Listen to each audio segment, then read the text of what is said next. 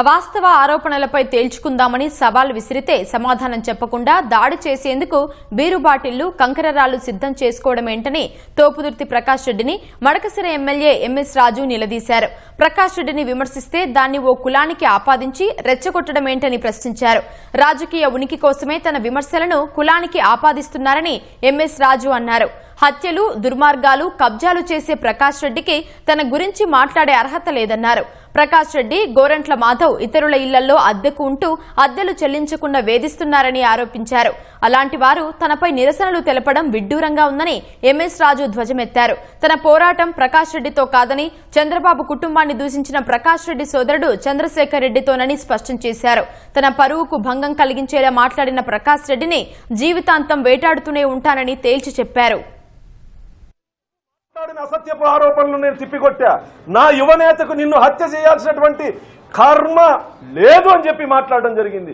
దానికి నువ్వు రాజకీయంగా ఎదుర్కో. నా కులాన్ని హేళన చేస్తావు, నాకు ఆస్తులున్నాయంటావు, నా పరువుకు భంగం కలిగే విధంగా మాట్లాడతావు, హేళనగా మాట్లాడతావు.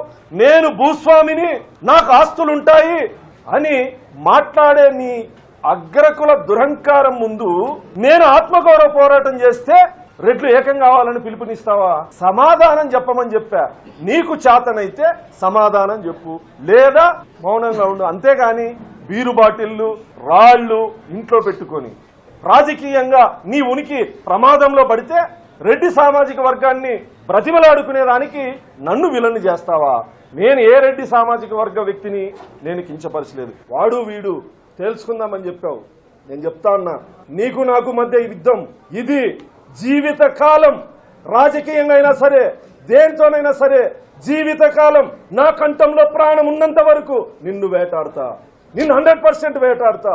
లేని ఆరోపణలు చేసి సమాజంలో నా గౌరవానికి భంగం కలిగించిన నిన్ను, నా ఆత్మగౌరవానికి దెబ్బ కొట్టిన నిన్ను వదిలిపెట్టే ప్రసక్తే లేదు. నీ అక్రమ ఆస్తుల దగ్గర నేనుంటా. నువ్వు చేసే రాజకీయ పోరాటం ఎలా చేస్తావో నేను చూస్తా. ఈ పోరాటం నువ్వు కాదు, వెనక దాక్కున్నాడే నీ అన్న చంద్రశేఖర్ రెడ్డి. నా ఆరాధ్య దైవం నారా చంద్రబాబు నాయుడు గారి కుటుంబం గురించి, నారా భువనేశ్వర్ గారి గురించి, మా యువనేత నారా లోకేష్ గారి గురించి, బ్రాహ్మణి మేడం గురించి నీచాతి నీచంగా మాట్లాడిన నీ అన్నని కటకటాల వెనుక పంపేంత వరకు నా పోరాటం ఆగదు. నువ్వు ఎర మాత్రమే, నీ అన్నేనా సరా ఖబర్దార్ తోపుదుర్తి అని చెప్పి సందర్భంగా హెచ్చరిస్తున్నా.